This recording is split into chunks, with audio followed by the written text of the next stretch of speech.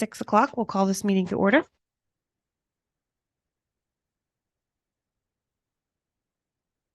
Pledge allegiance to the flag of the United States of America and to the republic for which it stands, one nation, under God, indivisible, with liberty and justice for all.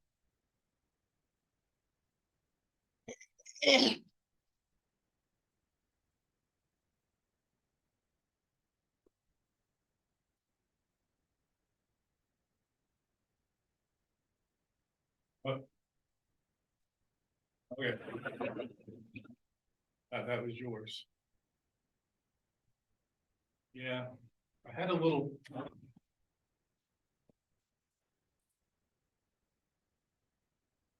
When one was on, it was doing it. When two come on, it stopped. Yeah, So now we're all I on. don't know if it, so I put on these filters. I don't know if it has something to do with that, or if it's something to do with the antenna. Again, there's antennas, these things where they're wireless, they connect to the antenna behind you. So there's something, there could be something interfering. So we'll get through tonight and I'll troubleshoot some more. Okay. Hopefully it won't be a big problem. Well, roll call. We're all here. We have no executive session first. Do you have any adjustments that you want to add to the agenda? Yeah, we have two or three curveballs. Curveball number one. Do you want to do it? Sure. All right. So my curveballs are just little. So I reached out to the Village Pizzeria. We had them on the agenda. Oh, yeah. Because I didn't have their paperwork back yet, they're not due yet. So what I've Oh. done is he said that because of COVID, it was changed or something. So now it comes due in February. We're going to move it to January. Okay. And I've gone through each of the 7 or 8 that we have that you normally have to approve just to see if we've got the right months for them. So that's how I'll be adding them to the agenda. Okay. But the other side of that is the Legion had the wrong paperwork.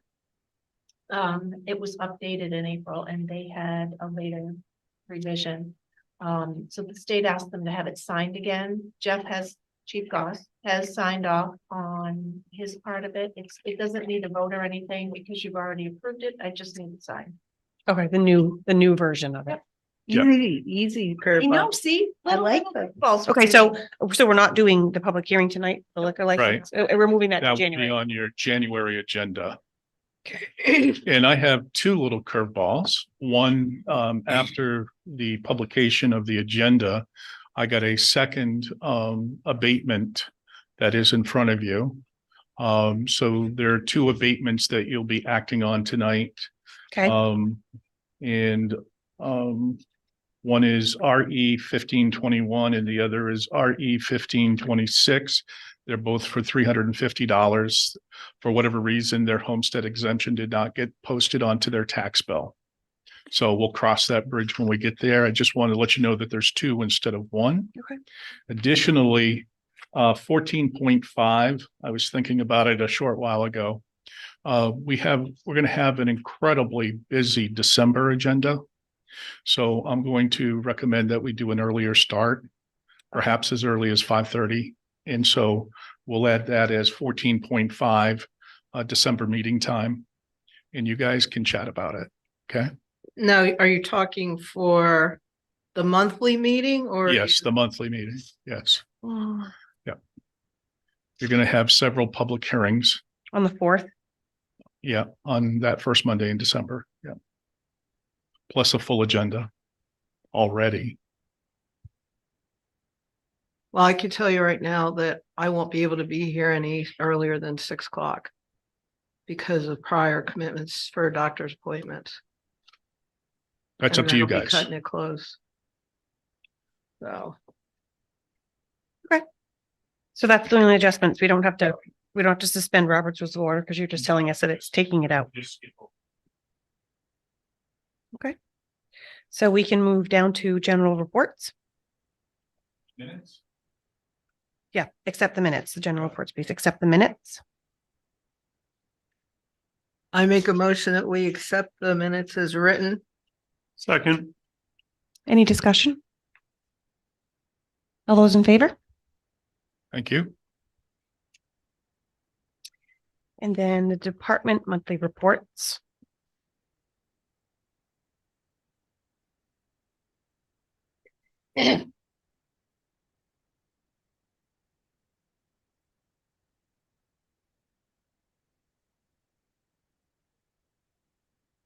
Do we need to? Do we need to, since there are two different dates with the minutes, do we need to do them individually or just collectively fine? I think collectively, I unless, think that's your. yeah, I don't think, Okay, well, one was an executive session. So there's Yeah. not really anything on them anyway.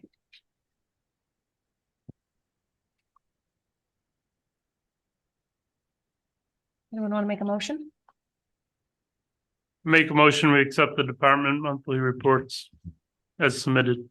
Second, Any discussion? All those in favor? Thank you.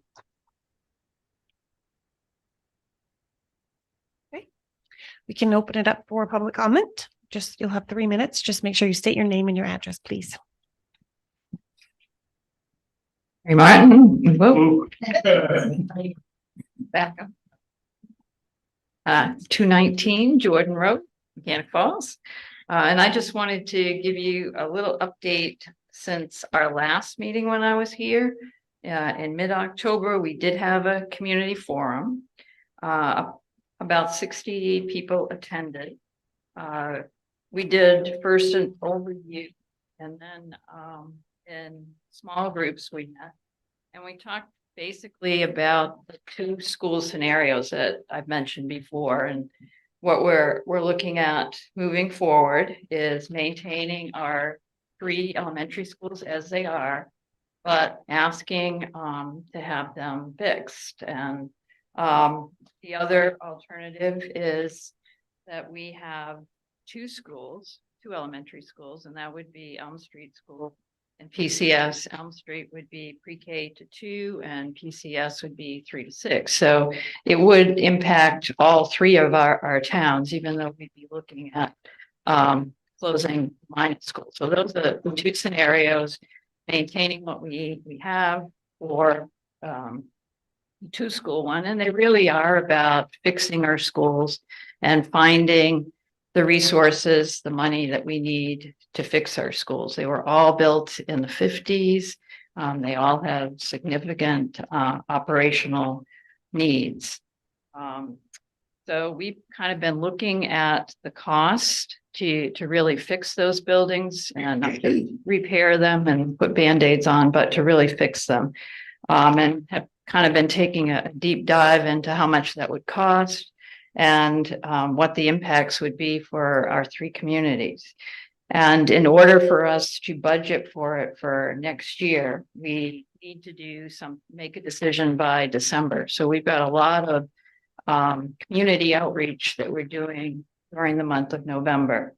On the 13th, which is our regular meeting day, we'll have a workshop before that the public is certainly invited to attend. And the focus on that is going to be just on operations, on our building, on ventilation, on some of the plans that we've looked into to take care of that. That'll be followed by our board meeting, and on the agenda, that's also a discussion item on our agenda. So there'd be 2 opportunities during that meeting for some public comment.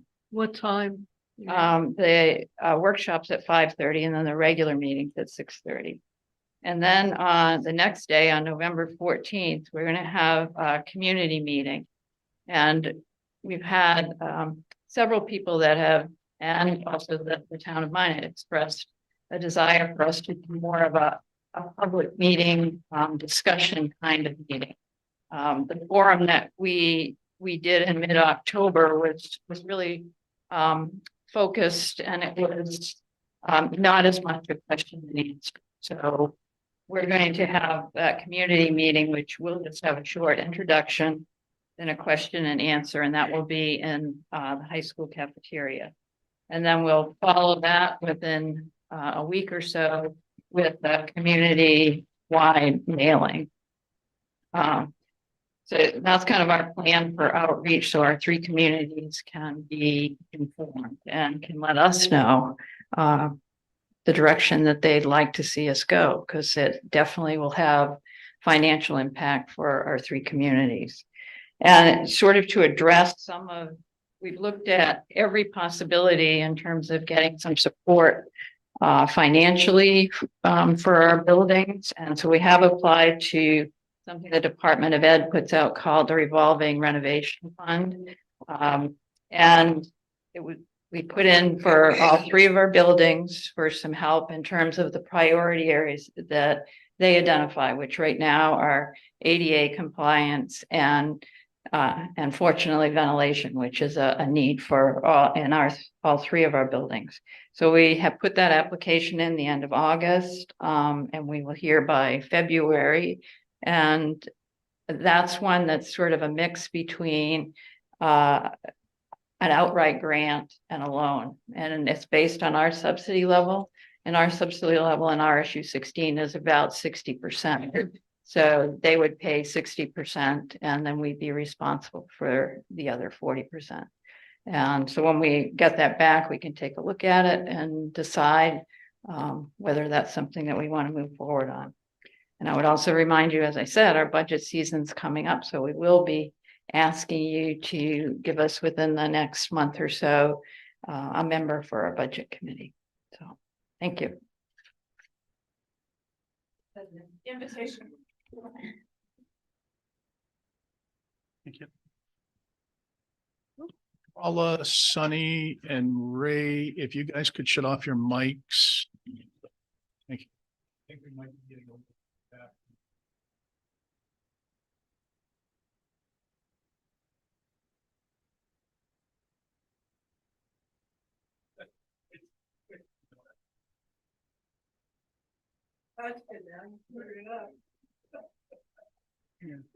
Whatever. We're good at that. Does anyone else have any comments from the public? Okay, we'll move on to council comments. Do we have anyone on the council who has anything like to bring forth today? No? Okay, you're up then. Just a few items. Number one, the November, of course, is pretty intensive with holidays. And so just as a friendly reminder to all, the clerk's office will be closed tomorrow. They'll be downstairs for voting. Later this week, because Veterans Day falls on a Saturday, so it's a Friday holiday, but because we only work 4 hours on Friday, we'll close the office Thursday afternoon at 1:30. So Thursday afternoon at 1:30, the office will be closed and will reopen Monday morning at 8 a.m. The Thanksgiving holiday, somewhat similar. We'll close the office on Wednesday at noon and then be off Thursday and Friday, returning for Monday morning at 8 a.m. Okay. Road work update. So I spoke to Dennis Spencer couple of weeks ago, and it's no secret that it rained a lot this year and they're way behind. And so they were supposed to complete our road work by September 30th this year. That did not happen. And so we have postponed it until spring. And Dennis has agreed to honor the pricing. So good news. It's it's not a perfect world. And so this is the best option that we have. And so we'll follow through. Trash compactor update. So the trash compactor should be in the yard of Atlantic Recycling by the end of this week. They are going to begin on building what we lovingly refer to as the doghouse. Norm and I have reviewed the drawings on that, made some adjustments. And so they'll be fabricating the doghouse. And it does look like it probably will be put in, I'm guessing, somewhere between in and around Turkey to Christmas, probably closer in and around Turkey. Okay. So we're just They just have to do their bit, get ready, and then we'll schedule. So looking to have that done in the next few weeks. IB controls. Paula got to see that I'm a puppet master now. Yeah, and so finally, IB Controls did upgrade the software that you guys approved, and it allows me now on all 3 floors to see what's going on with heating. And as I learn every day, and as I learn, this is half of the ball game. Yeah. Do you hear the beeping? What's that? Do you hear beeping? The computer? Is it in your? Oh, the beeping. Huh. That's another little curveball. It's we're in the process of fixing backup. Either I got to get a new battery backup in there, or swap out the battery. Advanced Microsystems is pricing it out for me. And yeah, so it's annoying for me in particular. So you get that beeping all day long? Yeah. So I keep my door mostly closed, and between that being deaf, You're not manage. hearing anything. So good pickup though for the undeaf, right? So where was I? IB Controls. So the good thing is by upgrading the software, I get to see where all the thermostats are set on all 3 floors. I can adjust everything. But in this learning journey, so what I've learned is the boiler is doing its own thing. Whatever the boiler is, so the boiler creates the hot water and it goes through the pipes in the building. The IB controls at the valves allow, based on temperature settings, allow that hot water to open up the fins in the different rooms, right? And if it doesn't call for it, then the valve stays closed. So essentially, we have 2 different systems working independently. That doesn't make much sense. And so they're pricing out for me. It should cost around a couple $1,000s, but I'll see what they give me back for a quote. To what they have done with the valves, they can set up sensors and everything so I can control the boiler. I can see what's going on and control it. So that way everything is working hand in glove instead of left field and right field doing their own things. And so at the end of the day, this is all about saving money. And I am confident that we can do that already by lowering some temperatures. My goal is not to freeze anybody out, but we don't need it to be 70 degrees in the outer hallway in the foyer. Mm-hmm. It doesn't need to be 70 degrees there. It's currently set at 66. So I'm kind of a puppet master, and I have put the word out that if anybody's freezing, let me know. And so we'll see. We'll see. So Nason was here this morning to what she's referring to is we've had a leaky valve up on the 2nd floor, just outside of the PD office for couple, 2-3 weeks now. They had to order the valve and they were here this morning replacing it. So it's my understanding that's all taken care of. And I was hoping it was going to solve, we have a heat problem up there I got to solve. The PD office, for whatever reason, is like 70. It's way hotter than, I got it set at 60 and it's still showing. And the reason why I got it set at 60, because this is all an experiment to see what's going on. As of this afternoon, it was 75 in there. Yeah. So whatever they did simply by replacing that valve did not solve the problem. So I've got to reach out to both IB and Nason, and I'll get it solved sooner or later. But it is a good thing for me to see, to be able to puppet master everything. All right, the next one, and take you on a little journey. So it shouldn't shock anybody that in this time frame that we're in, interest rates are rising. And I said this to you in a hallway conversation to some of you before, but it's all official now.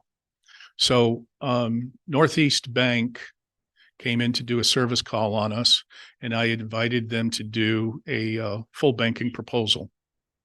Our 2 main sources are Androscoggin and Northeast, and some Dirigo.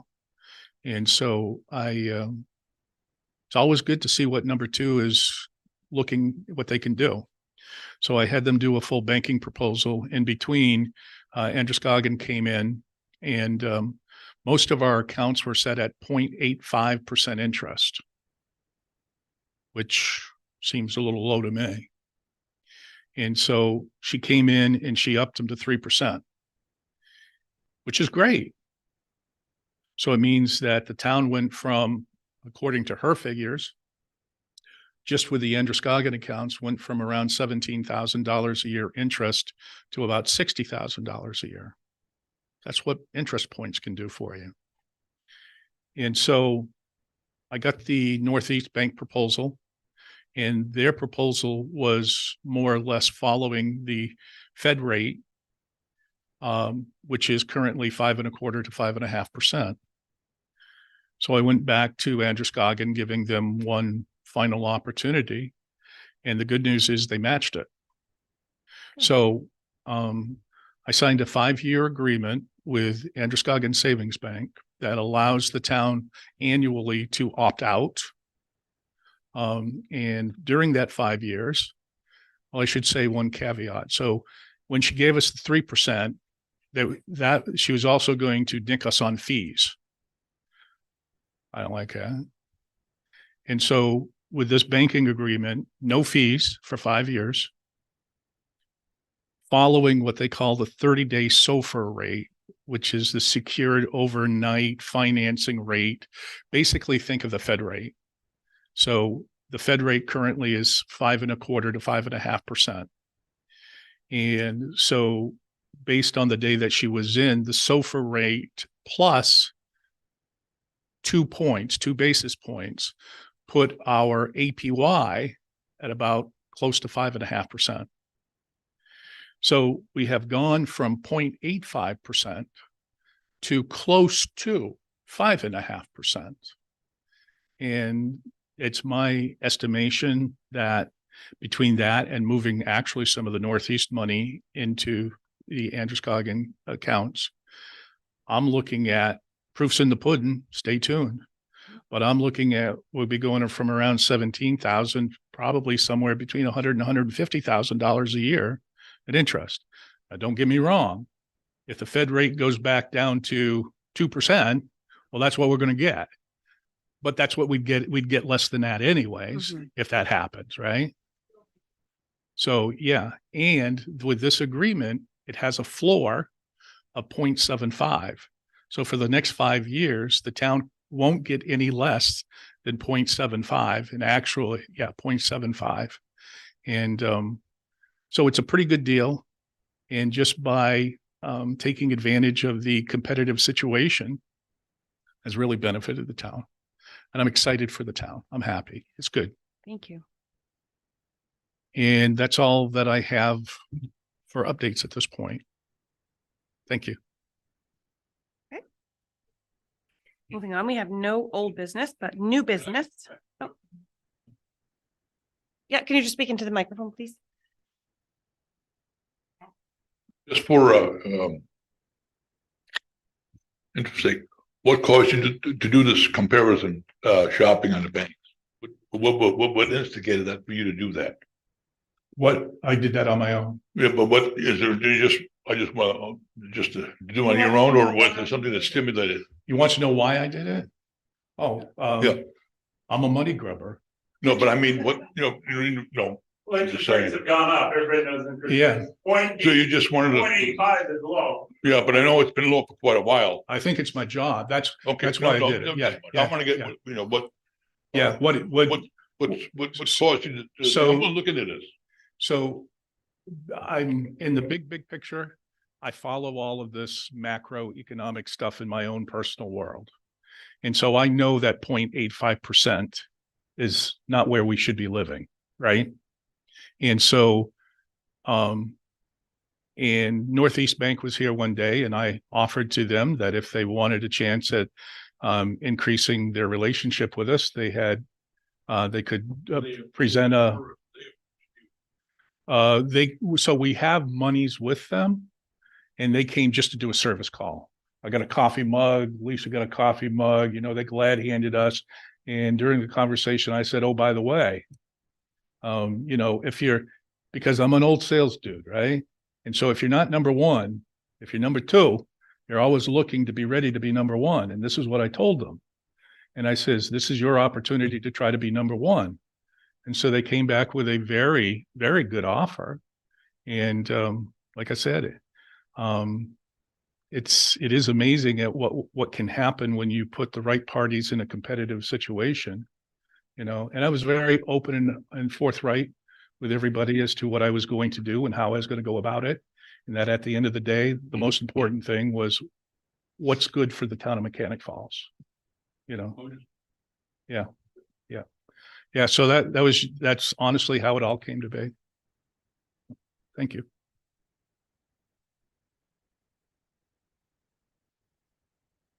Okay, so I'm going to let you speak on these abatements, but you basically said they were just that it has to do with the homestead exemption wasn't applied. Yeah. So on each of those sheets is basically a note as to the why. So for whatever reason, and don't ask me to tell you because I don't know, but it just didn't. Those homestead exemptions did not make it on the respective tax bills, and so this is a correction of all of that. Do we need to do them together? I mean, separate, or can we do it together? You can do it however. It probably would be cleaner if you did them separately, you know, but you can, I think it's okay to do them together. I don't think anybody's going to complain. So I make a motion that we issue the abatement for Charles and Yvonne Silver, 12 Purrington Avenue, Mechanic Falls, Maine. Account RE 1521, Matt Lot 001P 012-000 in the amount of $350 for the tax year of 2023. I second that. Is there any discussion? I don't usually second things, but that's good. You can have it. Any discussion? All those in favor? thank you. I make a motion that we approve the abatement for Tammy Cho Chapman at 6 Herrick Avenue, Mechanic Falls, Maine. Account number RE 1526, Matt Lot 011H-006-000 for the amount of $350 for the tax year of 2023. Any discussion? All those in favor? Thank you.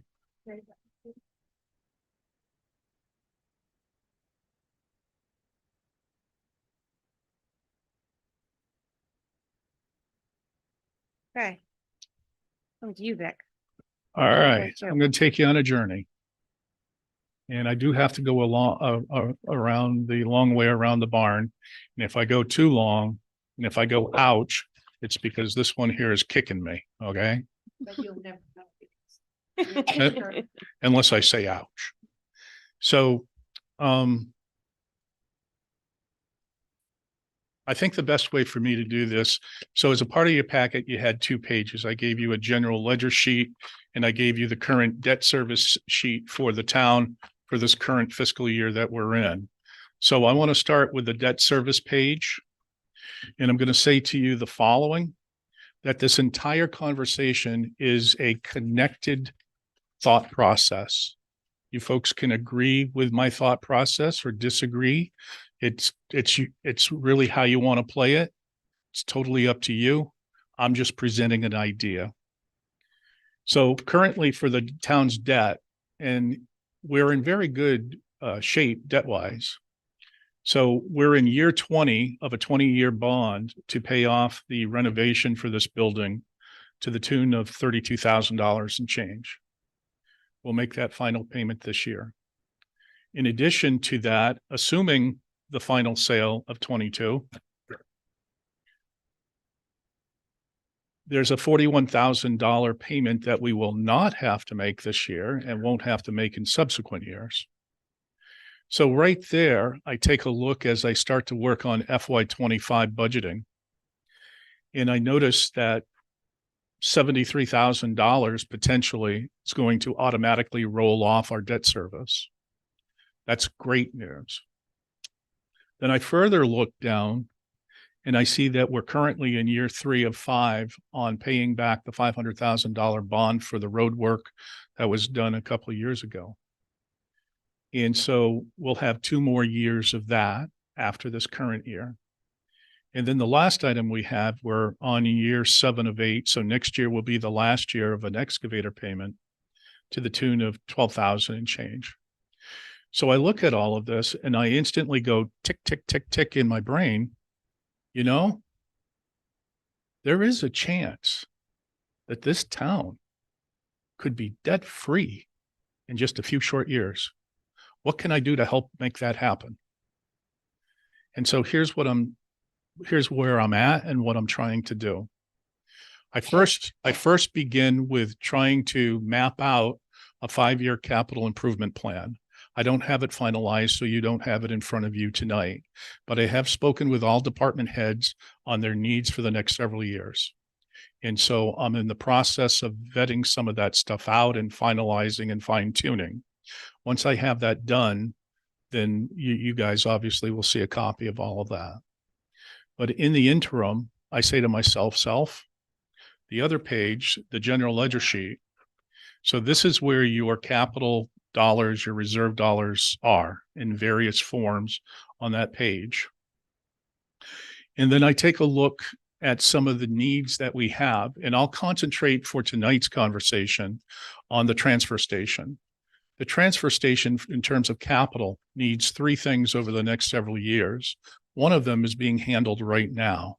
We're going to swap out that antiquated compactor with a brand new compactor. Thank you. We'll be using ARPA dollars for that. The next thing, the most expensive thing that the transfer station will need is a bulldozer. And I don't come pre-installed with a lot of knowledge in all this stuff, but in my research, guess what? Bulldozers aren't cheap. And so we have a modest size bulldozer, but even pricing out, again, regardless if we get a used one or a new one, a new one is around $350,000 currently, depending, right? So I look at Norm's solid waste reserve. Oh, and one more item before I go there. So still to be vetted out, but I am told by several sources that if part or most of the transfer station were paved, it would create a much better situation over there, to be determined. But in terms of capital improvement, those are the 3 things. So one's being done, 2 are out there pending. But even if you didn't do the paving or you did some modest paving, the bulldozer is an issue. The bulldozer is shared currently between Public Works and the transfer station. They use it to cover the landfill, to take care of all of that. So I was really thinking until about 3 weeks ago that I was going to have a conversation with you about solving the bulldozer situation sooner rather than later. And we got a curveball. Our antiquated bulldozer died. And so we spent $7,000 to $8,000 somewhere in that neck of the woods, bringing it back to life. And I am told through Scott, because Scott and the boys did all the work. They went and got all the parts, did all the work. That saved the town a heck of a lot of money right there. And Scott seems confident that the bulldozer should last probably another at least couple of years. So they went and fixed most of what was really majorly wrong with it. We don't know, right? And if I'm right, and bulldozers cost $350,000, and even if you buy a decent used one, you're going to be somewhat in that ballpark. And so now I take you to, on your sheet, 10505 solid waste reserve, just off to the side of my handwriting. And you see that Norm currently has a budget of reserve account of $81,000 and change. Well, that ain't gonna cut it. Even if I add $20,000-$30,000 a year to Norm's reserve, we'll be forever trying to solve that problem. Now, we could go into debt and solve it. But again, if you back out from it, I'm trying to create a scenario where the town gets to, and as long as possible, stays debt-free or comes damn near it. And whatever, if we do have to borrow, that we're borrowing a heck of a lot less just by planning better. So now I'm going to take you to this sheet. So you see my handwriting off to the side of Norm's number, and you follow it down to police training. Because unfortunately, we trained up several officers, and two of them immediately after their training went elsewhere. The policing world has a 5-year payback thing where you get reimbursed. One entity reimburses the other entity for that person's training. Year 5, you don't get as much as you do in year 1. And so where they both left pretty much immediately, that meant that we got, as you see, $93,000 in change from those two events. Plus, there might have been a little bit in there anyways. I don't remember exactly. But you can see right now in that line item is over $93,000. So I say to myself, given the situation, we could leave the $93,000 there for some rainy day next year, 5 years, 20 years, 30 years from now. If the PD has turnover and they need training, it's there. I say to myself, we have higher priorities. I have to look at things holistically. And so I say, what if we took $43,500 of that $93,000, leaving $50,000 in there, and took $43,000 and moved it to the solid waste reserve to get us a step closer to solving those capital need issues. And then ancillary, the line underneath it, the voting machine line, I'm told, is dead money because we lease our voting machines. One. And so it's dead money. So, well, maybe I'm learning something. So Lisa told me that we don't need that money because we have lease agreements. So do you know if we paid for that machine? I believe the state provided one and we supposedly rent the other. Okay. Okay. Well, I'm told through Lisa, not knowing sincerely, not knowing, that $8,300 is, it's just sitting there. So I think, okay, let's put it to a better use. Let's move that to Norm's line, to the solid waste reserve. So if you're buying what I'm selling, yeah, Paula? If we're renting, what is the rental fee and where in the budget does that come out? That comes out of the operating budget, and I don't know that figure without, if Lisa were sitting here, she could probably tell you. Yeah, it's in the operating budget, right? Yeah. I think this might be because we were supposed to be buying both of them. But again, that's a Lisa thing because she's got more history with it. So if you take the 43,500 and add it to the 81,000 and change, and then add in the 8,300 to that, you come out to just shy of $133,000. So that puts us that much closer, essentially 50 some odd $1,000 closer to solving the capital needs of the transfer station. I think it's a better allocation of assets using our piggy banks and better aligning them for the town's needs. So I'm here tonight to see if you agree with me and if you would vote to, if you do, to vote to transfer $43,500 from the police training to the solid waste reserve, and to vote to transfer all, and I wouldn't put a specific number because there's going to be last second interest. I would just have you motion to transfer all of the voting machine money into the solid waste reserve. So that's my premise. I now turn it all over to you. Yeah, you might want to turn on your mic. What size bulldozer do you think the transfer station needs?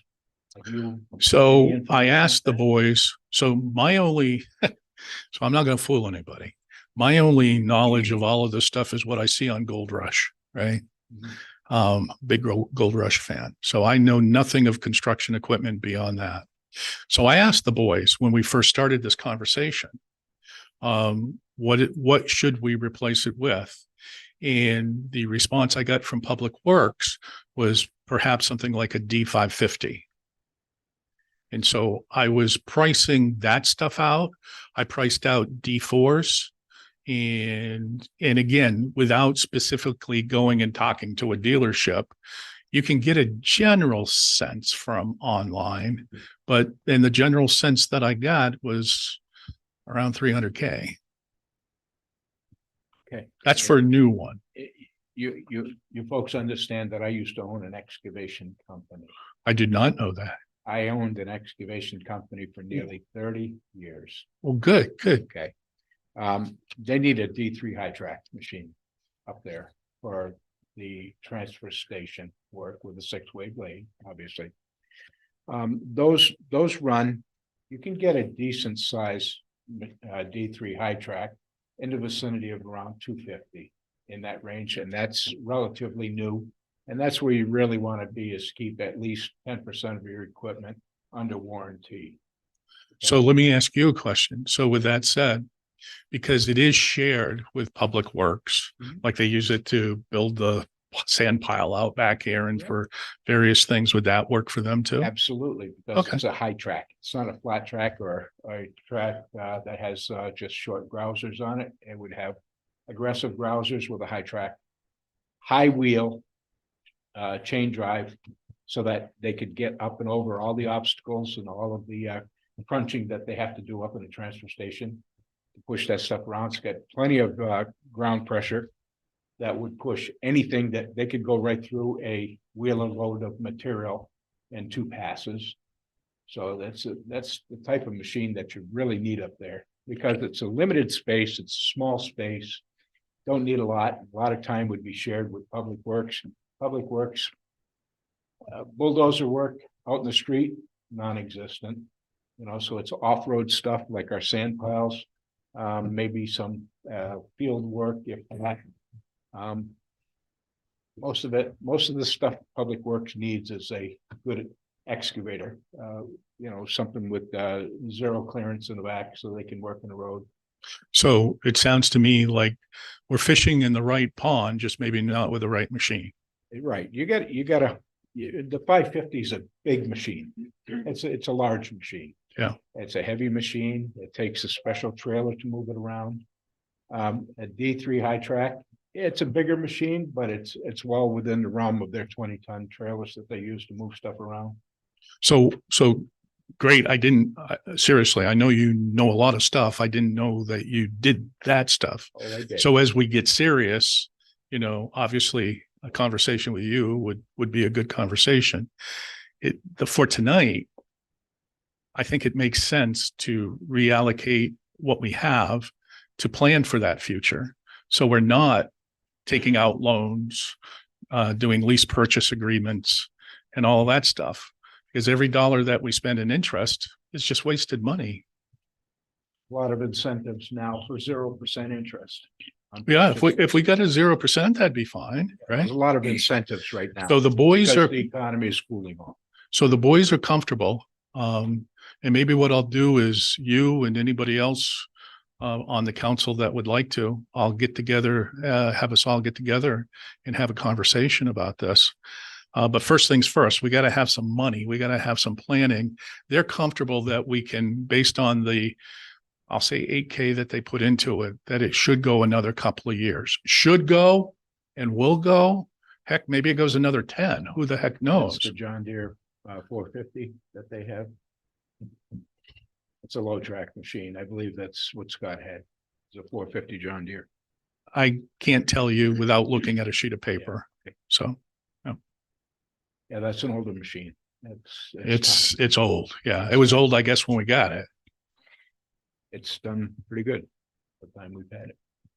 But there again, it's not like we're using it every day to do jobs out in the field. Yeah. So it sets most of the time, Yeah. and that hurts. Oh, I have a quick question. Sure.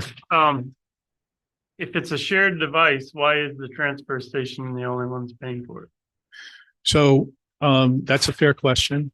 In the end, depending upon the coin, if there's some money could be pulled from Public Works if they have it and we need it. I mean, it's I will say this, that Public Works takes care of the machine, right? They do everything mechanical on the machine. And they work very, very well with Norm. And be it you add a little money to Public Works or you keep it all in the reserve account for solid waste. I mean, the money is still the money.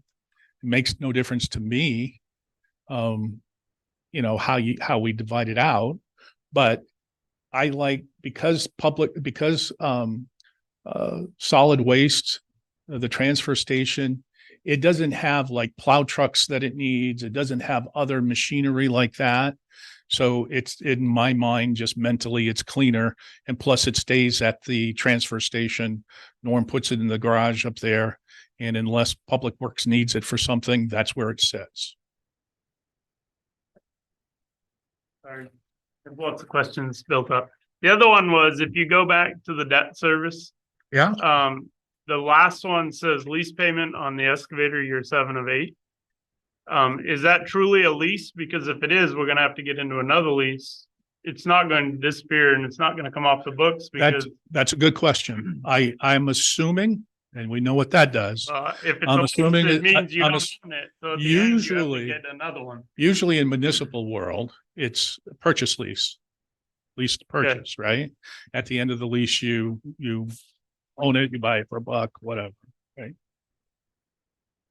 But we don't know. I can find out. I'll find out this week. It's the buyout. We need to know what the buyout. is Yeah, on that. yeah. But the premise being is that we get a shot. Maybe it's just me, but that's nice. I would say Norm. The dozer. Yeah, the Okay, dozer. Yeah, Because That's why it excavator is sits there. strictly Public Works. yeah. That's why it sits there. Realistically, Public Works is probably, my guess would be the majority of it would be the sand pile. Right? I Right, mean, right. it's not, like you said, they're not gonna use it. I know I'm not, but it's gonna make noise, but. Excavator and. front Right, end they're loader. gonna do that on the roads. Maybe a backhoe Right. occasionally. Unless they completely tear up the road, they might use it some, but I doubt it. No, you don't use No, I machine with agree. browsers on the No. road unless you want to pay Spencer a lot of money. No, I understand. Those are a couple questions I have. And really, it's moving it from one line to another. Yep. Regardless of where the money comes from. It's all the taxpayers' money. It's just how we allot it. So we need to be Yeah. making sure that if we're moving money from one item, we've already made a plan for that. Where we're taking it from. And you sound like the police training money. There's enough in there. If we need, mean, if we hired, I if we had a hired, question about that. Yeah, we hire someone. we we're gonna can be down to touch the train. 50, So right? I'm And you leaving. said the last 2 left, so we need to replace them. No, so the We got the money. most of that money that we got reimbursed is actually operating money. So normally, if you guys didn't have this habit, I guess there was a vote taken at some point of putting those opportunity monies into the police training line. What would normally happen is we'd accept the revenue that we got and it would simply drain down to undesignated fund balance. Because most of that money, it reimburses you for the actual training and it reimburses you for the man hours of the person being trained. and it reimburses you for the extra overtime man hours that you need to cover in order to send somebody off to training. So, and I quickly from there, I don't have much knowledge other than that there's this state 5-year program. And if we were in the last year, we'd get a little bit, but where this, we get the whole kahuna because it's just right after these guys graduated from the academy. And so for me, for you, to some degree, it's semantics, but I just think that what I'm asking you to do makes sense with the dollars that you have. I have a question, Vic. Sure. Where are we getting our fill for cover? Where are we getting to the what? Our fill, our just common borrow to cover up the our wooden pile, construction debris pile up there. I don't. How are we covering the expenses for that? So whatever we need to do, on occasion, Scott and the boys will go up and the DEP has rules that we have to follow. And where Scott gets whatever gravel cover or whatever, they give us, what we need to do. And Scott has in the past gone and got it. Where he gets it from, I don't know. Like I don't have that.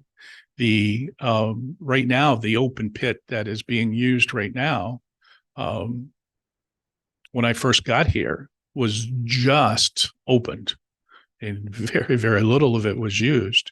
And that pit there should be able to go for the next few years. Is it the lot next to the transfer station that they're using?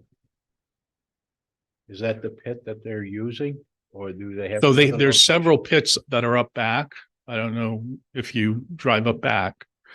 So there was one that was closed somewhat just before I got here. And the one that's open now has been, like I said, the one that's been in use since I've been here.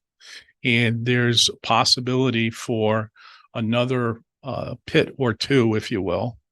Like I said, every 2 years, the DEP mandates that we have a cell plan.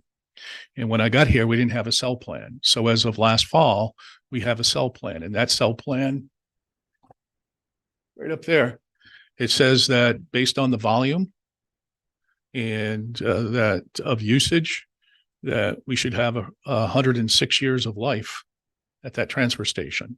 Okay. And Scott says, well, they're not even counting one pit opportunity.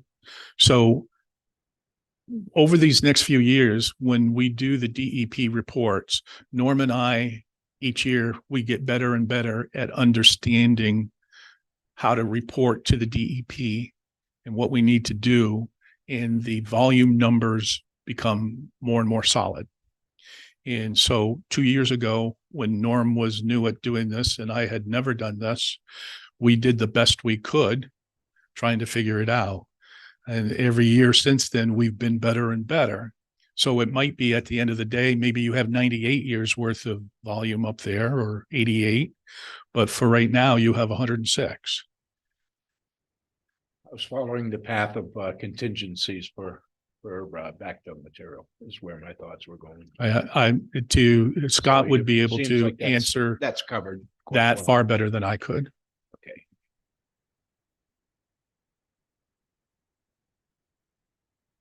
So this is two opportunities. We need these to have if motions on. Yeah. separately. So I would like a motion on each where there are different line items. And the first one, as you can see, is to move 43,500 from the police training reserve to the solid waste reserve, followed by move all monies, because we'll count last second interest, right? From the voting machine reserve to the solid waste reserve. And we'll demolish that line. Yeah, it'll probably just set with a 0 for now. And I will fish in the pond of Janice's point, and I'll dig a little deeper. And if we need to have some sort of reserve moving forward on that, then over the next year, 2, 3, whatever, we'll build whatever we need to, or we'll build it into the operational budget for a year. I don't know. But at this point, that money's been the same and it's just been sitting here since I've been here. And that's only 8,000 or something. Yeah. That's small. So it's the 43.5 from the police training reserve. That's the big deal. Yeah. Cause I feel like before we do the voting machine one, we should make sure that we don't have to have that. Or that we buy it so that we're not Well, leasing it. And if we're talking about a year, 2, 3 years before we have to build a bulldozer or buy a bulldozer anyways, what's the rush to pull something out of a line item just to sit in another account for another 2 or 3 years? Yeah. Without knowing for sure where we stand on that. I mean, I know it's only $8,000, but you can't just materialize $8,000 out of nothing either. Well, no, and you can It's- also, it's I mean, already this- in there. right, I mean, I mean, this is, certainly if we had the answer by next month, we could do it next month. and Right, yeah, really wouldn't take- I'll do some, I'm cool with all that. yeah, And I do have one more question and I already have the answer for it, but I think it needs to be asked. Sure. Because we've already talked about this, but, you have talked to the chief of police about moving this money. Yes, two very long conversations. And so the end result is this.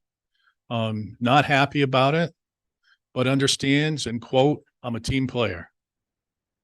And so again, I can't look at it from just one department's perspective. I have to look at it holistically from all departments. And it just doesn't make sense to leave that sort of firepower sitting in a line item that may or may never be used, where I know we have needs that can save us from perhaps taking out a loan and costing interest dollars. So for me, it's a smart reallocation of our resources. Something that we could do if we needed to later. Say again? This isn't something that I don't know why that's doing that. something we could do Use- later. Try his. this isn't something we could do later if we needed to. Like a last minute thing. You if could we do it needed to. any time that you want, but I'm trying to plan for the future. And the more, moving that money helps me plan because that money's all in that line item.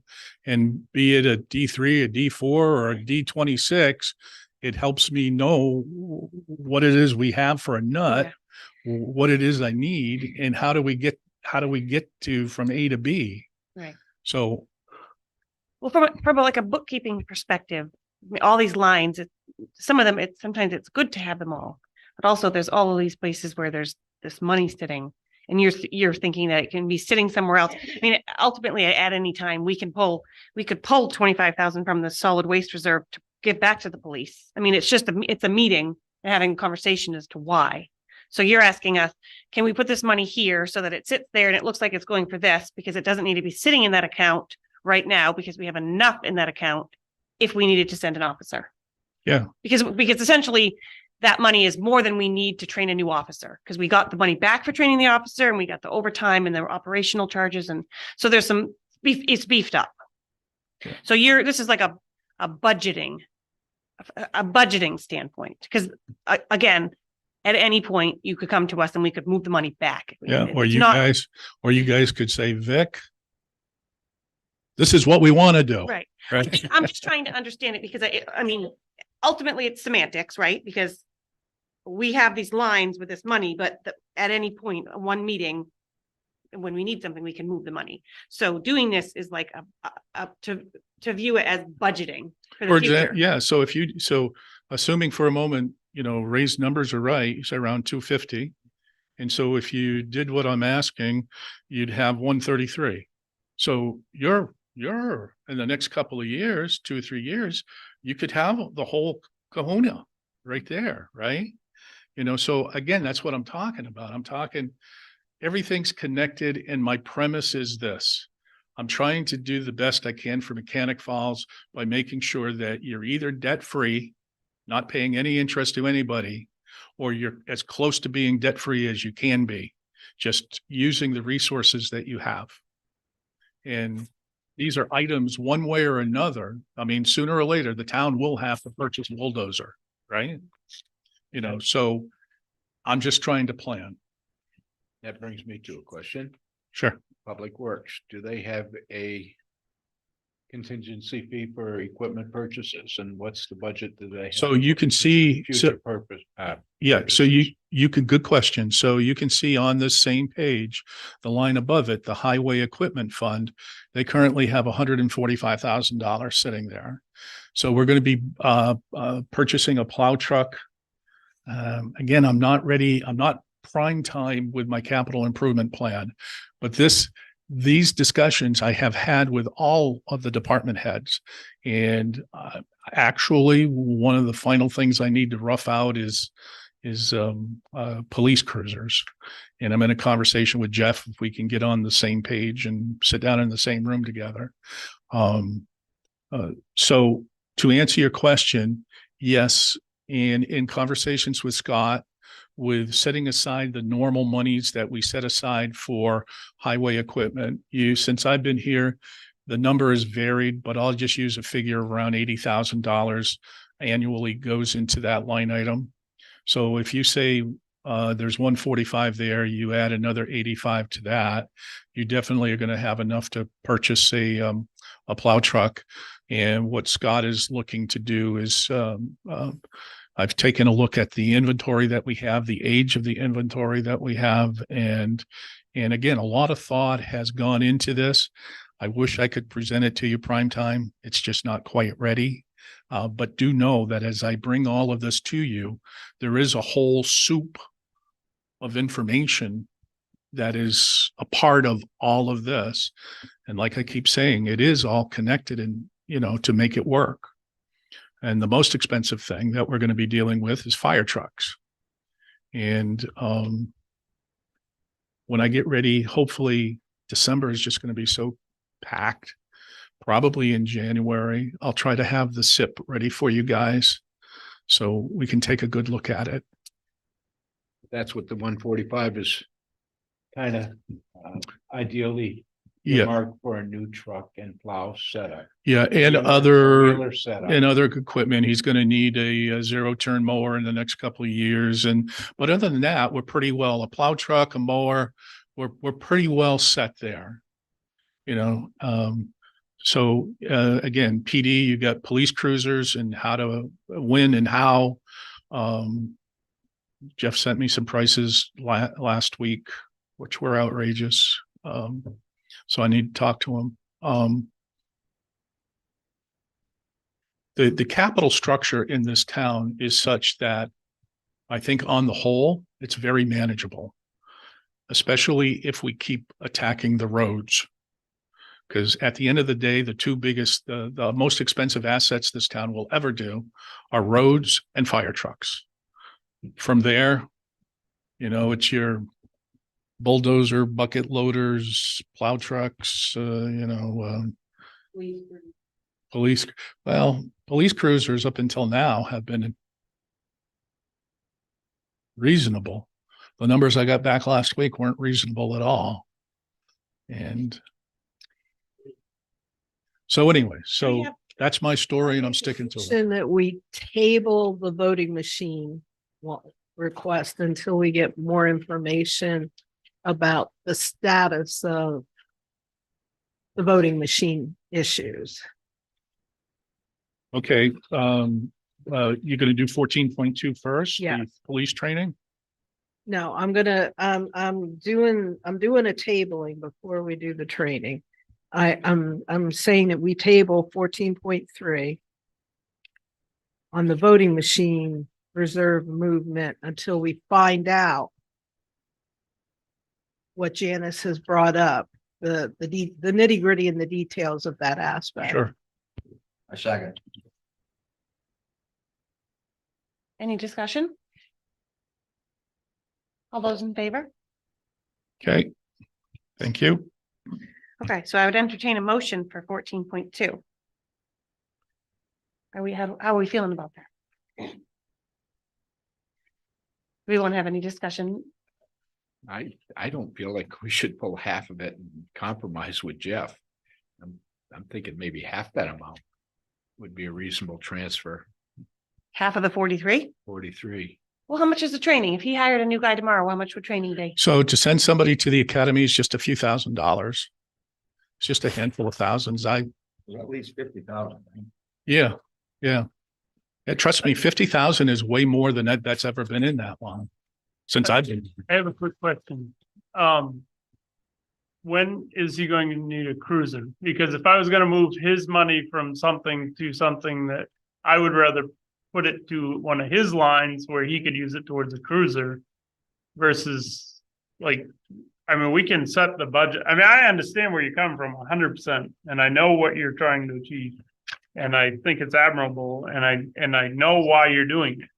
But I would be more comfortable instead of taking from one department and giving it to another department. If we know he's got to get a cruiser, which is again, it's all the town's money, right? Right. So, I mean, we just have to get the landfill money from budgeting extra money for them or whatever it might be. You know where I stand on that. Sorry. Well, we have 56,000 in the police cruiser CIP. Right. He's got enough money to buy a cruiser tomorrow morning. Okay. My- Well, you my- said they were crazy numbers, so I'm. Yeah. Well, the last the last police cruiser that we purchased, which was last year, was in the high 20s, low 30s. And the pricing that he gave me last week was in the 40s to 50s. Wait, Yeah. the gray one isn't the most recent one? No, the gray one is not the, We got the gray one in 20. I think the gray one we've had. The gray one is like 3 years old. I study this from an asset sheet that has the town's assets and the years, not the colors. So I don't. Okay, so we got that, the gray one should be like a 2020 probably. So we bought one last year. Okay, so the other, Yeah. one, okay. Yeah. And I believe it's in service. Which one? I don't know. But yeah, so to your point, yeah, there's $56,000 sitting there. So the reason why I say the capital improvement plan isn't up to date, because in my mind, I have him using this $56,000 to purchase a cruiser. And then over the next 2 years, buying a half a cruiser. So 2 years from now, he purchased the next cruiser. I think he wants to buy a cruiser today and buy a cruiser next year as well. So he doesn't have that money to do that. Do I allocate it through the budgeting process or not? I mean, What are his reasoning for one today and one in a year from now? so,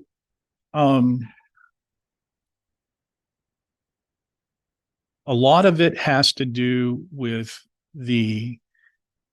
he could explain it a lot better than I can through my vantage point. A lot of it is to satisfy the sixth person that we have. So right now we have 2 cruisers. So you get 4 police officers, right? Doing 12-hour shifts in a perfect world, officer 1 through 4. 2 officers share a vehicles on the road 24 hours a day. And then you have the police chief's vehicle. So up until now, because we've been a department of 1, and every number along the way to the number now 6, hopefully. How long? Who knows?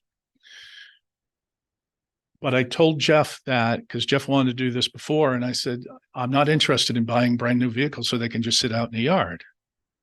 And so, but now that we have 6 vehicles, it seems to me the chief, the sergeant, and then 2 PD vehicles, and Jeff wants one of those vehicles to be a backup in case one of them breaks down. Now, again, Jeff can explain this a heck of a lot better than I can to you, but that's the gist of it. Huh? And I can understand that doing that, because when we had the cruiser taken out in that accident and it was over, we actually at one point borrowed a vehicle from another department so we could function for a little bit, if I remember correctly. So be it my idea, Ray's idea, anybody's idea, all I'm saying is the numbers on this paper can be, in my mind, better allocated. And, you know, if you move monies to the cruiser line, then I budget more money than I'm intending for the solid reserve. It makes no difference to me. The end result is what I'm trying to get to, which is debt-free town or as Yeah. close to it as possible. Reason why I was kind of saying half and bring half of it up to the transfer station was because I was going to bring the other half to the cruiser.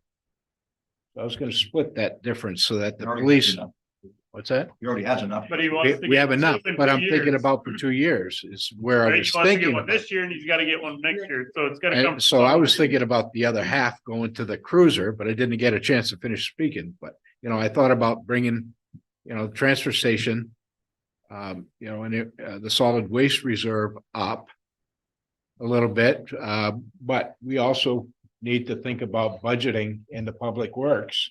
Over the next couple of years for capital improvement as far as machinery, because that's typically over a course of a 5-year purchase. And you make your best deal with that. So, I don't want to throw it all up into transfer station. I'd rather see Jeff get his money back through into a cruiser for the second or third year, whatever he needed, is where I was thinking of splitting that 43.5 that you want to transfer out of there. Whatever, and sincerely, whatever you guys want to do, my mission is to just reallocate the monies in a better way. Because if you do that, then instead of budgeting for police cruiser, I'm going to take the police cruiser budget money for FY25 and add it to the solid waste line. Half one dozen the other, right?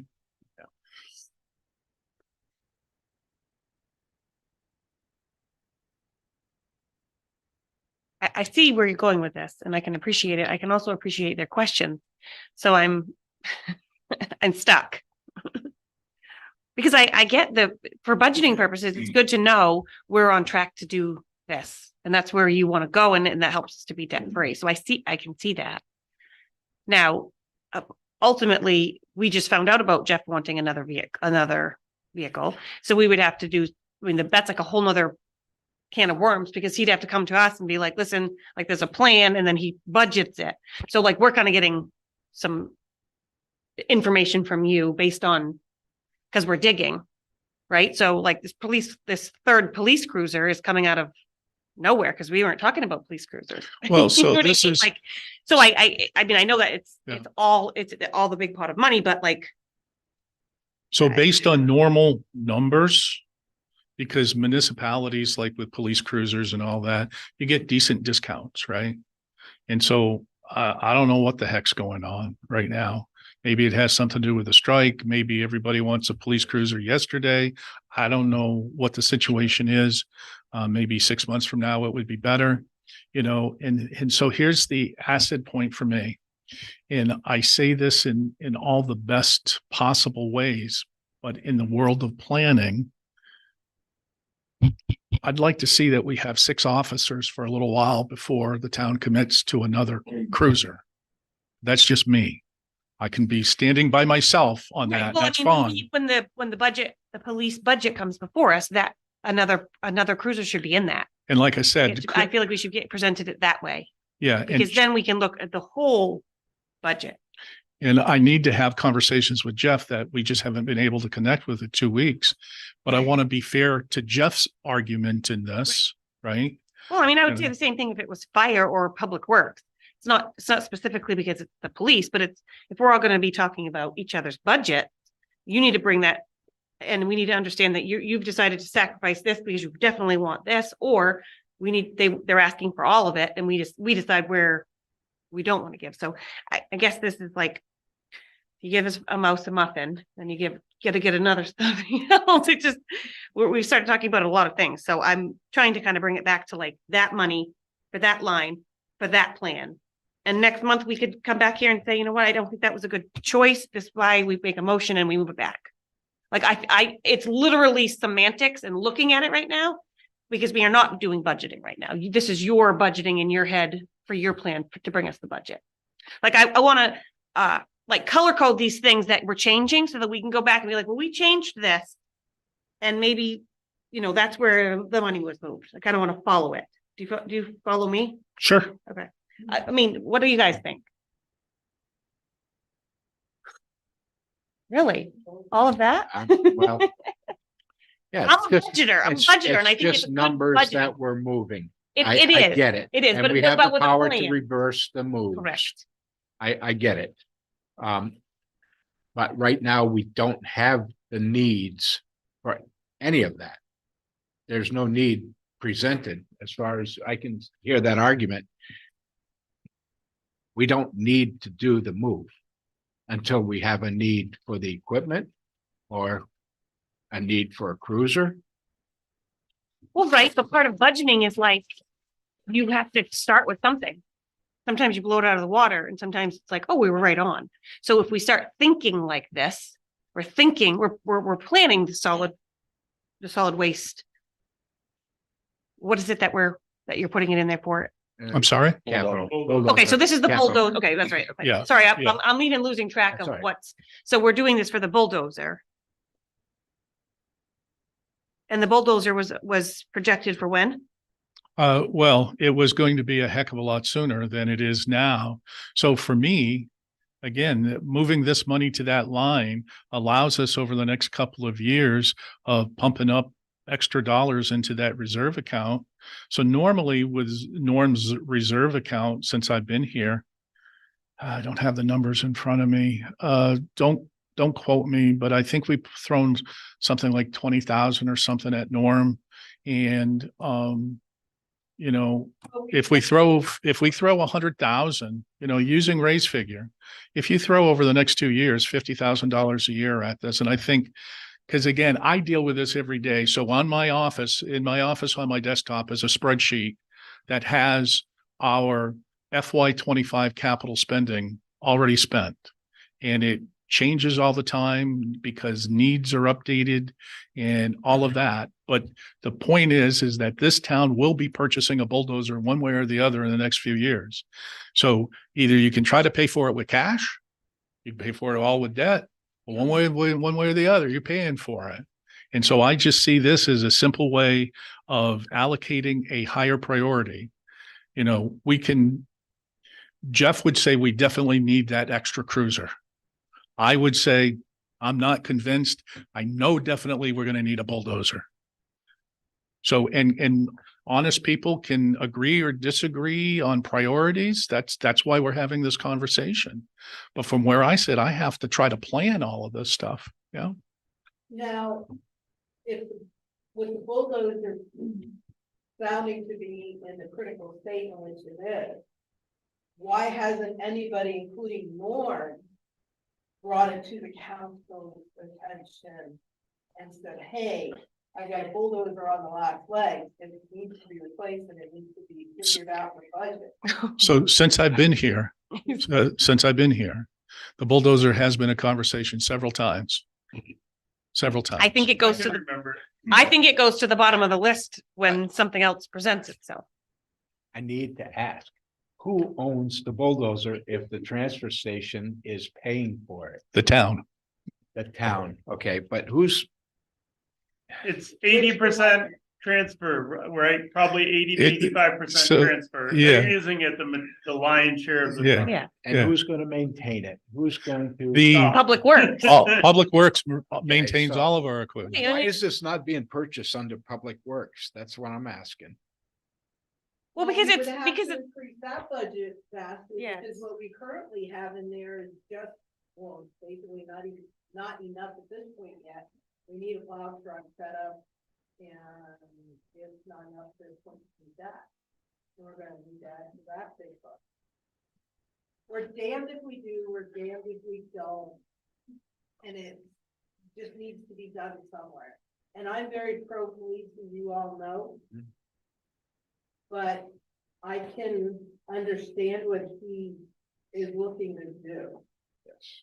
In fact, he and I had an interesting conversation. He figured I was going to be the loudest negative vote in response to this. Because that was the first question I had when I got my packet, was, you need to explain to me this. I need to understand why you want to do this. Now, you gave me even more light because I didn't know about this.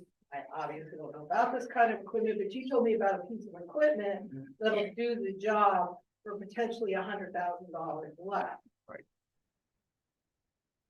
Which means it's close, but I can understand why you wanted to do this.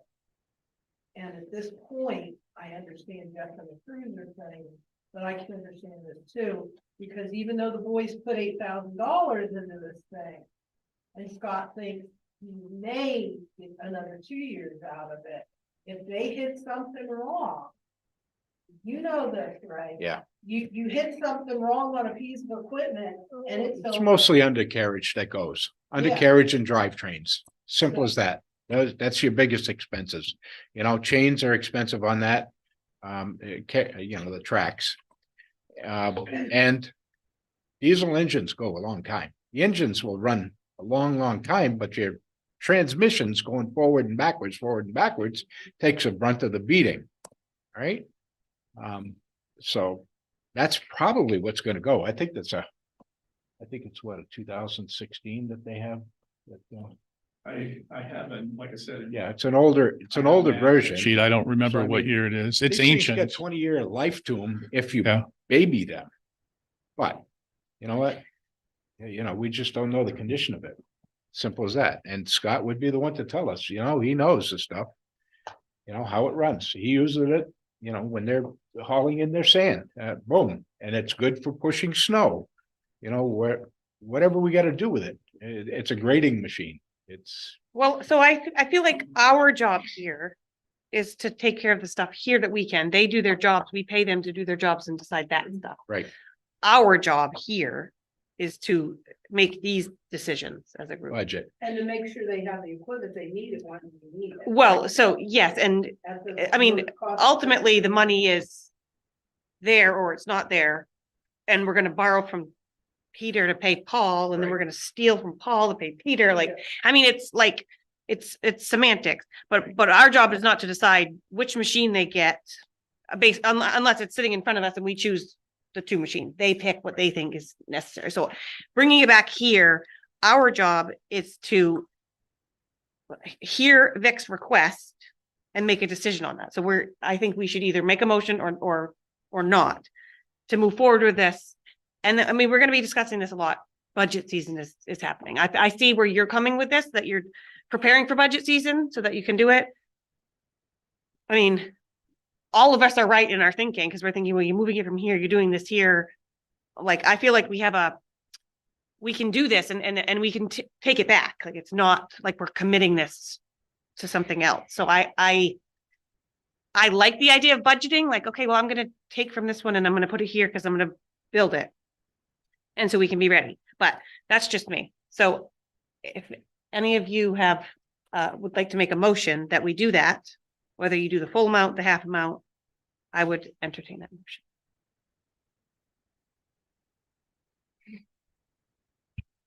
I will make a motion to move 43,500 from the police training reserve to solid waste reserve.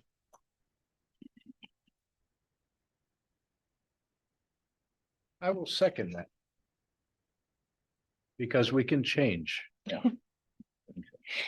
Any discussion? All those in favor? Thank you. Well, look at that. Greatly. Thank you.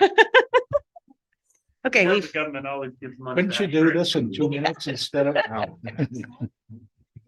hey, if that's how I think better, I'll share with you, but I might take it back.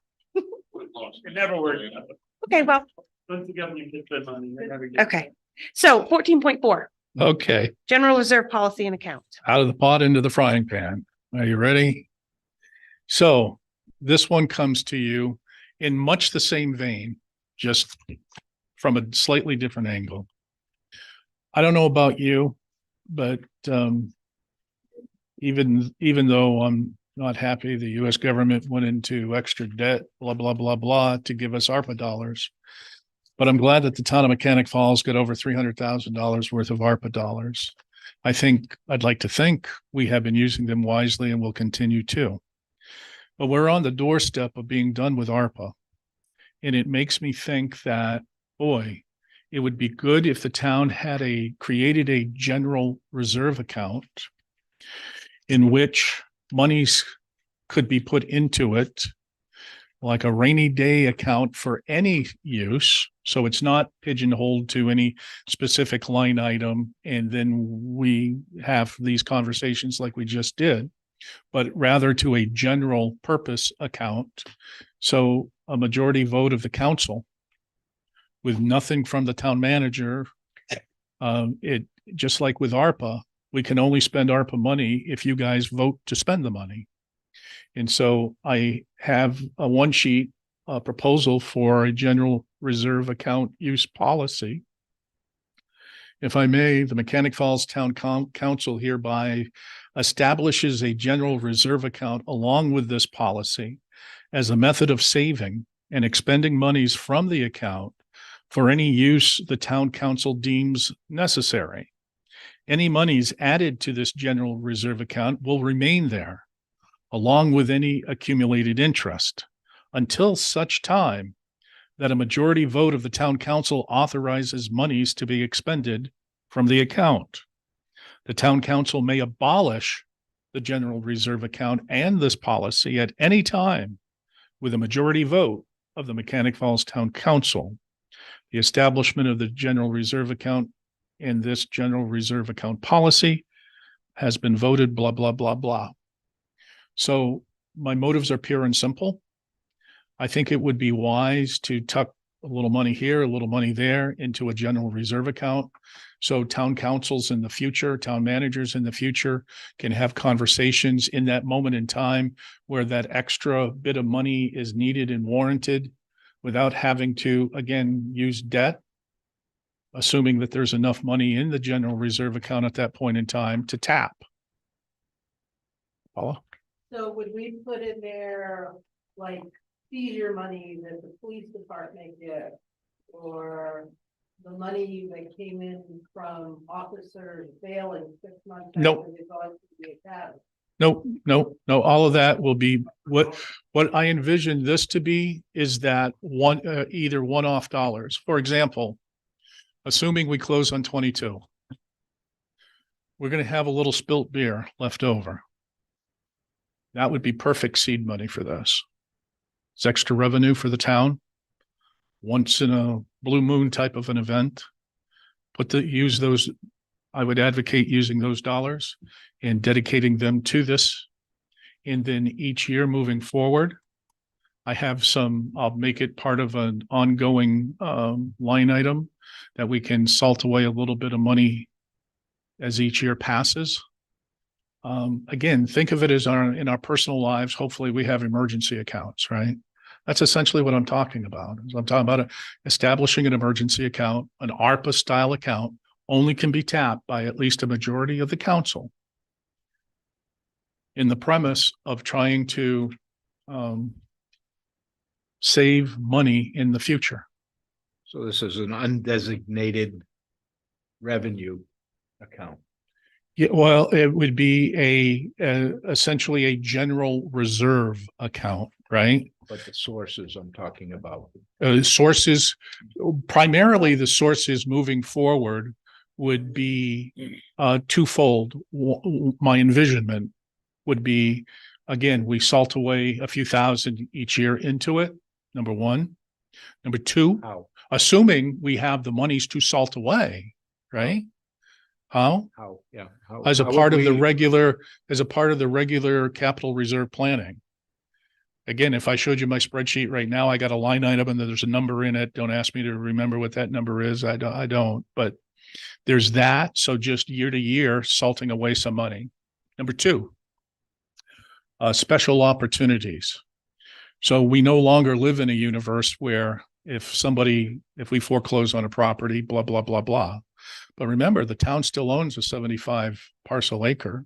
Maybe you or some future council will decide that they want to put that out on the market. Well, there's a blue moon opportunity. Maybe those would be dollars that you would salt away. Again, it's not for me to decide, it's for you guys to decide and the town. Whether 22, any overage from 22 or selling a piece of property to pay off the debt service and get rid of that interest that we're paying before we go starting an account and putting money in. So what I don't know is, again, so two of the items on there are done. The bond is a main bond bank, and I don't know if there's any payoff in advance penalties. The last one is the excavator, which is going to be in its final year. And besides, those come from the operating budget instead of the capital budget, because that is the reason why it's part of the operating budget is because that debt is already incurred, and it's a payment that you must make. You have no option, right? We had asked Lisa about these prior last year about early payoff when we thought we had one of those other prior individuals interested in 22. And he had said that there was no penalty for paying it off. Or 22.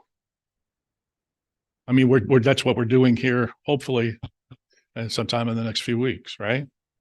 So yes. But that's not across the board. I don't know. I'd have to do recon. And again, from my perspective, and you guys can say, Vic, absolutely not. We're not interested. That's fine. That's fine. It's just another way for me to help the town plan in the future. And in my mind, it makes sense, but I mean, I don't know. That's as pure as I can be. I guess what I'm asking is that, like with the road paving bond, if there's no penalty for paying it off, and we are paying interest on it on a daily or monthly basis, the sooner we can get that paid off, the less interest we'll be paying. Wouldn't it be more to the town's benefit and wiser if we get a chunk of money that could pay something like that off, and we could do it without penalization, to do that to save those 2 years or 3 years worth of interest that we would be paying? You can go to that barn. It's a much more complicated than what I'm asking for. Because I don't know, I'd have to do some digging, number one. Number two, I don't know, assuming you could. Yes, I'm sure, if we had a car loan and we wanted to pay the car loan off quicker. Yes, we would save money in interest. If it's that type of loan, I can't tell you. I have had experience with a main bond bank through a different program. And in that particular program, it wasn't set up that way. But I don't want to sit here tonight and look you in the eye and tell you it is or isn't. And for me, this is about where we already have a game plan for the current structure with the operating budget. This is about the future. And again, the ARPA dollars, we got about $20,000 remaining that's not committed in ARPA dollars. And it's my goal to have everything expended by the end of 2024. And I think about from there in the future, what it looks like. I'm sorry. I just don't know where the funding would come from for this, because every source of revenue that comes into the town is earmarked as paying down somebody's taxes paying off. I'm not sure how extraneous revenue would come into the town, and I'm not sure where that source is. You make it just like, so we're going to be entering FY25. Yes. I'm already on it, right? And so just like the conversation we just got done having, all of these accounts, Jeff's Cruisers, Norm, pick a line here. It will be part of the capital budget for FY25. So the town has two budgets. It has the operating budget, which you guys all vote for on the articles, and then at the end of your ballot are a couple of articles about the use of capital spending and reserve accounts. And those articles you vote on. So when we Public Works, I said $80,000. I don't know what the figure what it will be in the end is up to everybody. But let's say it's $80,000. So as a part of the process, you go to June, you vote on the article and of using surplus dollars and tax dollars to put into these various capital accounts. Okay. And so all I envision is streetlights. So with the streetlight program, we had to create a brand new line. This year, when you guys went to June and you voted on the monies, there was a brand new line item called streetlights. $2,000 went into that line item. The reason is because now you own your lights. And so we have a regular maintenance service with a company in the operating budget, but let's say a Cobra lamp busts. It's on the town to replace it. So over time, by salting away a couple of $1,000s a year, you're now building a kitty. So when that happens, you got a reserve account that will specifically pay for that specific item. In theory, I'm talking about the same thing. We create a brand new line item called general reserve. And that general reserve will be, maybe it's $2,000, maybe it's $20,000, maybe it's $80,000, whatever everybody decides would go into that general reserve, salting away for the future. Honestly, it's probably going to be some sort of modest kind of money, right?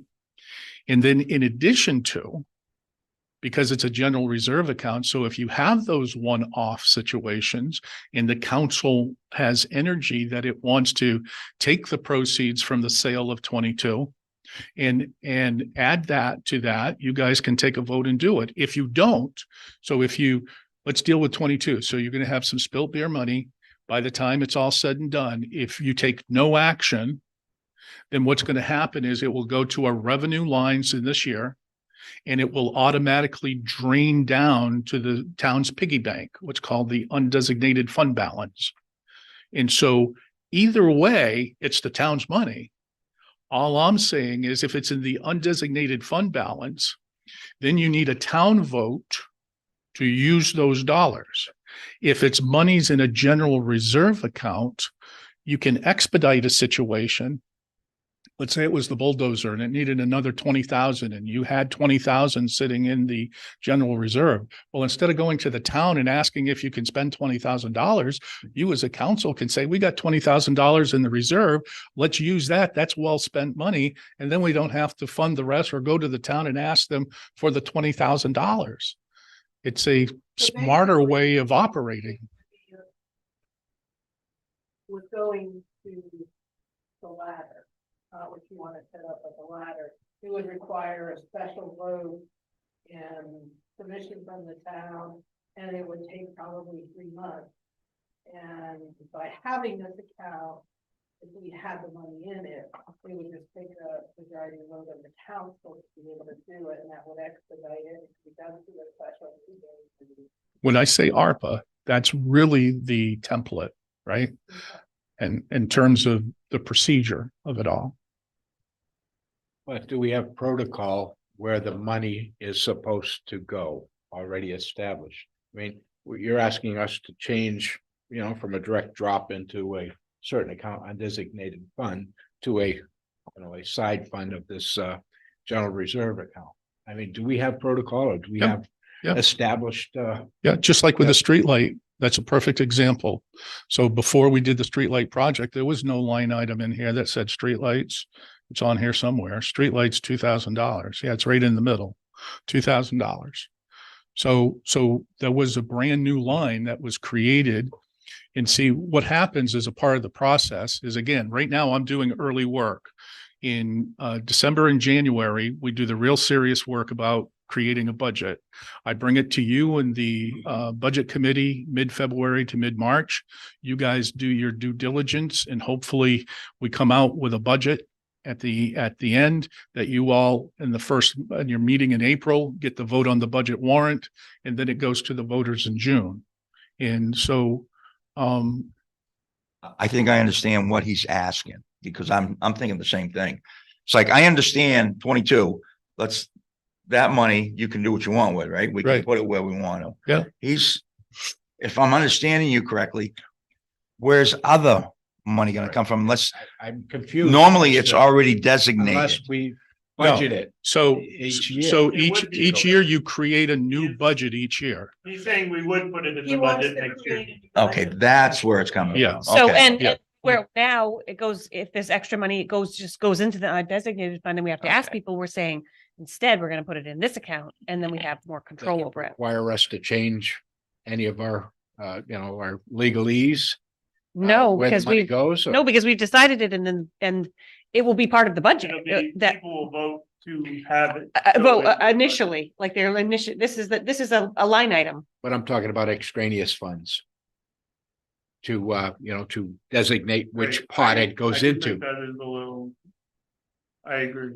I'm not sure. I'm very comfortable. Well, yeah, but I think the part where the money automatically goes to the undesignated fund balance and then it becomes a Town, process to get it. it's town, yeah. It's, See, and I'm not sure that, that we can divert those types of, drop downs into that. account. well, I think I don't think that's what I'm talking about. I think as the governing body, we do, and it's not like we're gonna do it behind anyone's back.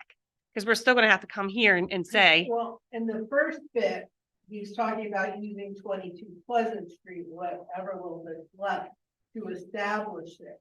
But from that point on, it will be in this Right, budget. right, with the each year. deadline. for $2,000 or And whatever. if any extra money comes. Right. he's saying that we could put it But the in. funding has got to be appropriated for that account is what Yeah, we're doing. Any other extraneous monies that are coming in.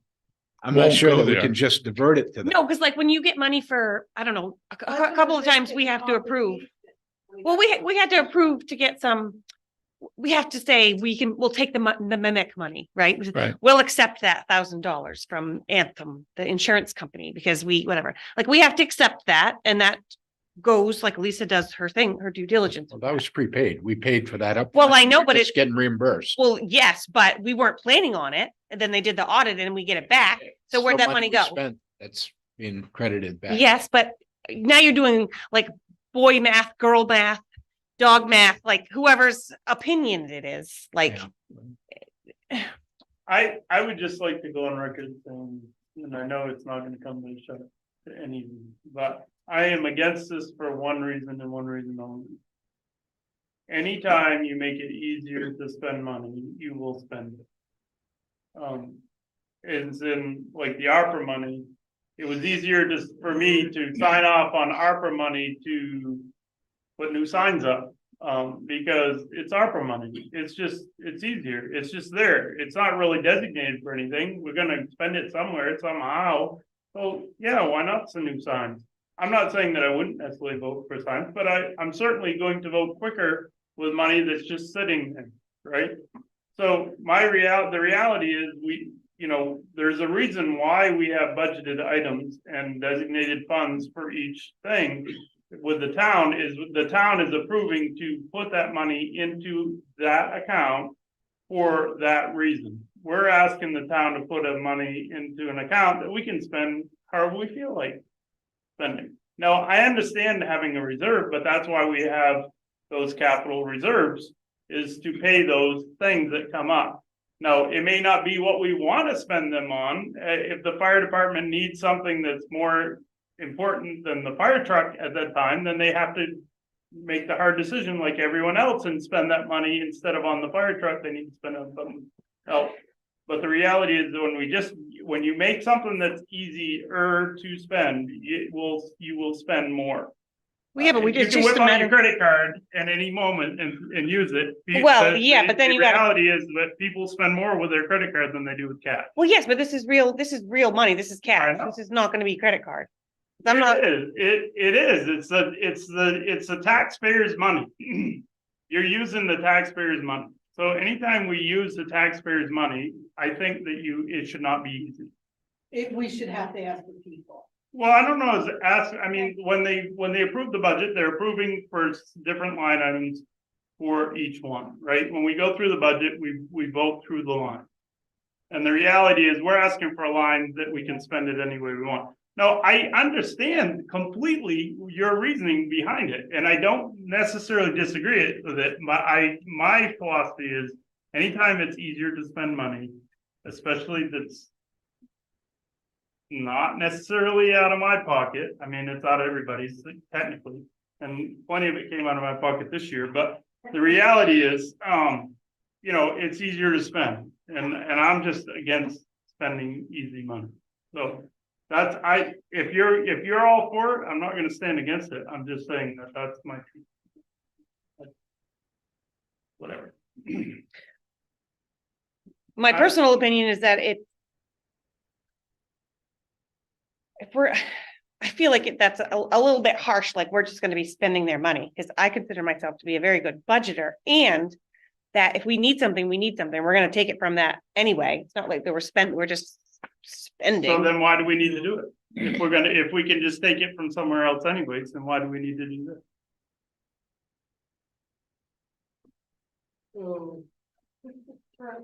You may not have it someplace else.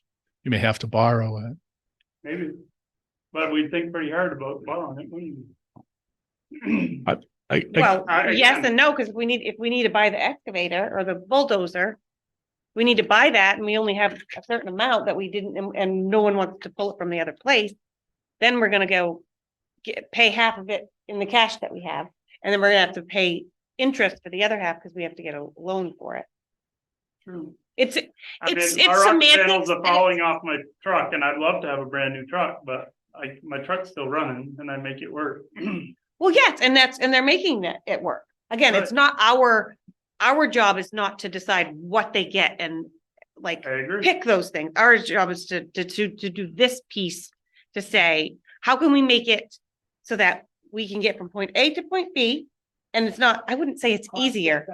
I You wouldn't don't say think it's, it's easier to spend the ARPA money than it would be some budgeted item? well, yes, because of course, but we got the ARPA money and we have been able to Right, but utilize it to This fund is spend. gonna be like the ARPA fund. No, my assumption is that he's gonna put like $2,000 in it, or The process is like the ARPA money. Is in order for monies to be spent from that account, it requires a majority vote of the Correct. council. In terms of the The only, reality of how we would use it would be just like ARPA. well, I think, and again, so, and I'm not trying to sell you. I'm just It's your emergency. I'm just going- I'm 100% against it. I'm against the philosophy. So I think a little bit of trust in future councils. You're going to have to, if you do this, you're trusting that reasonable people of reasonable minds are going to sit at that table and make reasonable decisions. And if there's a need and there's an opportunity for that answers that need, it's better than not having it. That's my only point. In terms of ARPA, because I get what you're saying, it's ARPA, we got to spend the money. It's either spend or to lose it. Well, with this, it isn't spend or to lose it. It's a savings account that you're going to use in that moment in time where it makes sense. It's like a deep emergency account. So what is the extent that we're looking for? Are we looking for petty cash or are we looking for a major purchase account? I would say What is the scope of this? anything that the council wants it to be. Right, but I think what you're saying is that you're looking like to add $50,000 to it, $100,000 to it. How big of a fund are you looking? Right. What Whatever- are you thinking? Whatever you guys want to do. I don't have a solid answer on that. Right. I would think it would But to be, be effective, it's gotta be big. But it also comes out of the tax mill rate. All right, Right. ultimately is what it's gonna do. It's gonna be a mill rate item. It will be, it'll. yes, Yeah, in an effort to save monies down the road. And if you guys aren't comfortable with it, I'm totally cool. I mean, I'm totally yeah, cool. I think we just keep going around and around here, and I feel like it's I see where you're going with it, and because it's your project and that's your job, I can appreciate that, but I don't think that we're in a position tonight to agree to that, to come up with it, for everyone to feel good about it. Budget season is coming, and so it does not mean that we can't address this again. I feel like I feel like you're coming to us now because you'd like to go into it with something, but I mean, we're And I here, think we're chatting. I think having more people like the budget, people on the budget committee that give input Sure. would be a good thing. So we can just table it, bypass it, and I mean, I'm totally cool. Yeah, I think that's best, because I think we have different ideas about where the money should, Yeah, where it comes from. I mean, well, we all know where it comes from. Some people I mean, think if we somebody spend were- it easier. If somebody were giving us an inheritance and we didn't know where to put it, that would be a place to put it or something like that. Well, right, he said the Yeah, seed put it money in would the be bank. 22, Yeah. which I don't even know how much I money. wouldn't give it to you, I'm telling you that right now. How much are, after all the bills are paid, what is the estimation of what we may have at the end of 22? I'm thinking around 20, give or take. And so so at this point, where would that money go? Into the, So at this point, once the checks are cut, Lisa deposits the check. It just goes to a revenue line. She'll create a revenue line for it. And it will just, at the end of the fiscal year, drain down into undesignated fund balance. So, which is then what we talk about, what we're gonna spend, yeah, take from the undesignated fund balance from Yeah. this year and put it into the next. Or we, yeah. And depending upon the audits, helps to determine if there's a surplus from one year to the next. Right. And again, you guys use those surplus dollars for capital and reserve accounts. And so, yeah. Yeah, I'm cool with just moving on. Might I make we- a motion that we table 14.4 general reserve policy without discussion. Second. any discussion? All those in favor? Thank you. Okay, 14.5, December meeting. Do we say 6 o'clock? 'Cause Paula said she couldn't get here till 6. I was gonna say, I can't get here before 6. If you do before 6, you're gonna be. Well, you're just saying because there's a lot of stuff and just. to Oh, get there's a here lot earlier. of stuff. There's Well, a lot of stuff. No, December 4th, but December. we're saying 6 PM. Oh, and I don't write it down. It's just, that's a suggestion because he mentioned that it's I gonna don't be a have my long calendar. meeting. He would like this start like 5:35, but I. Oh, 5, I heard, oh, well, shit, 4:30s. Maybe I get to bed a decent hour that night. 6 o'clock is my earliest too, that. Okay, so can we, okay, that's 30 minutes though. That's a little bit earlier. 6 PM? Do, Sure. 6 PM? I'm gonna change it in my calendar right now. Let's go through the Doug and Pony No, show. I have to be in my. Motion. I make a motion that we set the December meeting for a start time of 6 PM. Second. Any discussion? All those in favor? Excellent. I make a motion that under MRSA 4056A personal matters that we go into executive session. There will be no voting coming Nope. out of, in voting. We will adjourn immediately after. Have a second? I second that. Oh, you can second. Any discussion? All those in favor?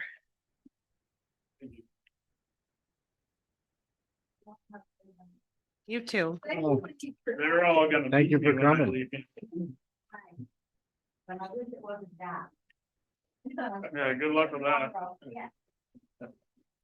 The little thing. Okay, Vic. Oh, hey, you gotta come, this melted. Melted? Yeah. I don't want this one, it's like. Wonder if it was put in the right way. Just come and say hi then. Maybe that's-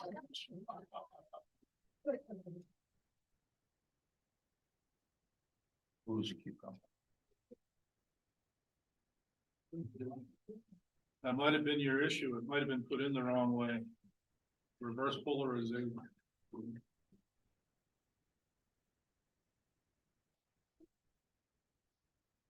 Oh, I wanted to give that to Vic. Oh, wow. Cool.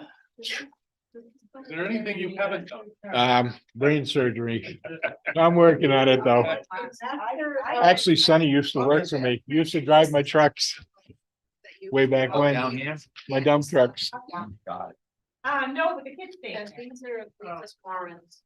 Warrants. How did they do it? Did they do it by the? Um,